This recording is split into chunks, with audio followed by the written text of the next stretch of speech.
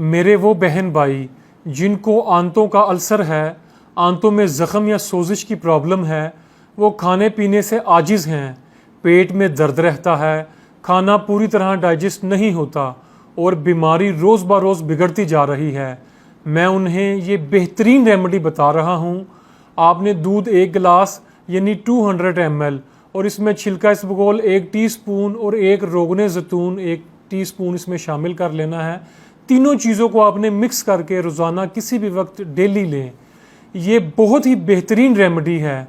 Olive oil बेहतरीन किस्म का एंटी इन्फ्लेमेटरी एजेंट है जो दूध के साथ मिलकर ज़ख्मों को भरता है और सोजिश को दूर करता है। इसे ज़रूर ट्राई कीजिए, इंशाल्लाह बहुत फ़ायदा होगा।